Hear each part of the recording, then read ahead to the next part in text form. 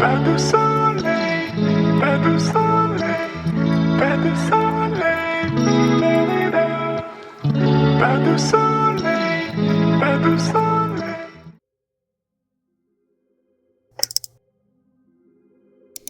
Hello everyone, नमस्ते, welcome और welcome back to my channel and welcome to my new vlog. आशा करती हूँ आप सभी बहुत अच्छे होंगे, अच्छे से अपनी पढ़ाई कर रहे होंगे और सर्दियों में अपनी सेहत का ख्याल रख रहे होंगे।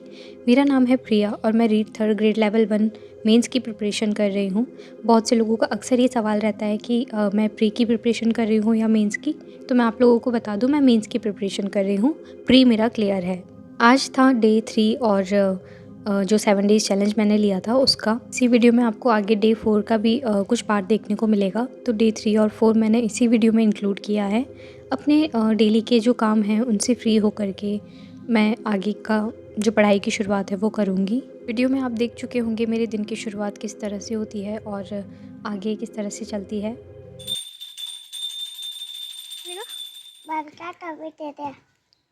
क्या नाम है? नाम भी बता दो। नवल नवल। और कौन सी क्लास में पढ़ते हो? LKG LKG में। और आप? कक्षा 2 कक्षा 2 में। चलो ले लो। तो ये छोटा सा बातचीत का सिलसिला ख़त्म करके मैं किचन में वापस आ गई थी। ये मोहल्ले के बच्चे हैं जो कभी कभार टॉफ़ी लेने या फिर प्रसाद वगैरह लेने आ जाया करते हैं। यहाँ मैं बना रही थी आलू के पराठे, जिसके लिए सबसे पहले मैंने आलू को मैश किया, मतलब मैश नहीं किया, उसको ग्रेट कर लिया था। वो तरीका मुझे ज़्यादा बेटर लगता है। उसके बाद में सारे मसाले मिला करके उनकी छोटी छोटी बॉल्स बना ली ताकि फटाफट से जो पराठे हैं वो सिक जाए। और इसके बाद मेरा टी लवर जो है मेरे अंदर का वो जाग गया था। तो पराठों के साथ में मैंने बनाई अपने लिए चाय और हल्की फुल्की धूप के साथ में मैंने चाय और आलू के पराठे एंजॉय किए। तो नहाना धोना सारे काम लंच सब कुछ हो चुका था। इसके बाद में अब बारी आ गई थी खेलने की। तो मैंने चिट्स उठाई और खेलना चालू किया। 5 ही चिट्स बची है अब, यानी कि 2 दिन के जो मेरे टास्क हैं वो कंप्लीट हो चुके हैं और 5 दिन के बचे हैं। तो ये थे आज के टास्क जो मुझे कंप्लीट करने थे। तो सबसे पहले मैंने जो प्रमुख जातियों वाला टॉपिक है उसको स्टार्ट किया पढ़ना। जो जीजीडी की 1 लाइनर है उससे मैं इसे पढ़ूँगी और ये सिर्फ 2 पेज का टॉपिक है। तो लगभग 45 मिनट्स में ये टॉपिक कंप्लीट हो गया था, बिकॉज़ मैंने इसे एक बार पहले भी पढ़ा हुआ है। अगर आपने मेरी लाइब्रेरी वाली वीडियोस देखी होगी तो मैंने एक बार इसे लाइब्रेरी में पढ़ा था। तभी ये जो दोनों पेजेस हैं वो पूरी तरह से कहीं इसमें कोई फैक्ट लिखा हुआ है जो इसमें छूट गया है, वो मैंने जो दिशा पब्लिकेशन की बुक आती है 1 लाइनर नहीं, जो प्रीवियस एजुकेशन की दिशा पब्लिकेशन की बुक आती है उसमें से जो कोई फैक्ट मुझे मिला अगर किसी के बारे में तो मैंने वो लिख रखा है। तो इसी तरह से हल्की फुल्की धूप आ रही थी तो यहाँ पर बैठ कर के मैं पढ़ाई करने लगी। और सर्दियों में अगर जब भी आपको मौका मिले, जब भी आपको धूप दिख जाए तो दिन की धूप जो है वो बहुत ज़रूरी होती है बॉडी के लिए, उसे ज़रूर लेनी चाहिए। शाम का टाइम हो गया था तो चाय बनाई और सब्ज़ियाँ आई थी मार्केट से, तो सारी सब्ज़ियाँ वगैरह अरेंज किया और डिनर बनाने लगी। डिनर में मैं बना रही थी काली दाल, यानी कि उड़द की दाल और मकई के ढोकले। तो उसी की चीज़ की मैं तैयारी कर रही थी। तो सबसे पहले मैंने यहाँ पे दाल छौंकी एंड दाल बनने के बाद में मैंने मकई के आटे के जो ढोकले होते हैं वो बनाए। For the very first time मैं ये ट्राई करने वाली थी, बिकॉज़ मुझे ये पसंद नहीं है खाना। तो मैंने कभी बनाए भी नहीं थे, मम्मा बनाते थे, बट फर्स्ट टाइम के हिसाब से तो ओके ओके बन गए थे।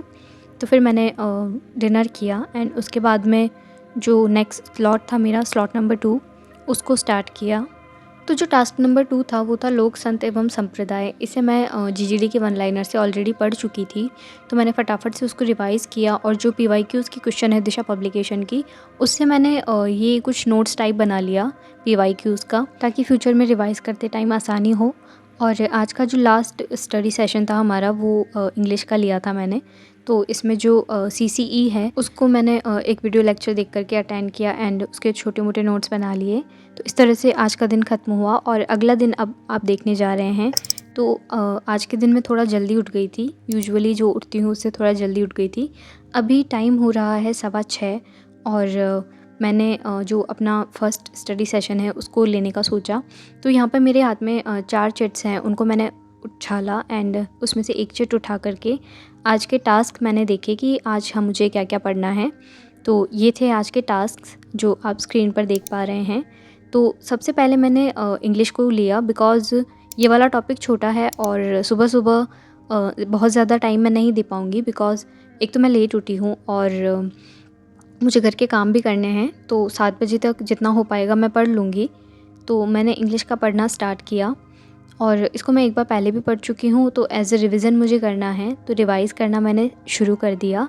ये जो टॉपिक था वो लैंग्वेज टीचिंग में जो चैलेंजेस आते हैं उससे रिलेटेड था। तो इसके मैंने एक बार वीडियो लेक्चर देखा था मैंने, उसके मैंने नोट्स भी बनाए थे, तो वो वाले नोट्स मुझे मिल नहीं रहे थे अभी, अदरवाइज़ मैं उसमें से पढ़ती। तो अभी मैं जो फर्स्ट रैंक पब्लिकेशन की मेरे पास बुक है टीचिंग मेथड्स की, उसी से मैं पढ़ रही थी। तो इसमें आपको हाईलाइट और इनके निशान दिख रहे होंगे, वो इसलिए है क्योंकि ये बुक मैं पहले भी पढ़ चुकी हूँ, यानी कि ये टॉपिक जो है वो मैं पहले पढ़ चुकी हूँ और अभी मैं सिर्फ इसका रिवीजन कर रही हूँ।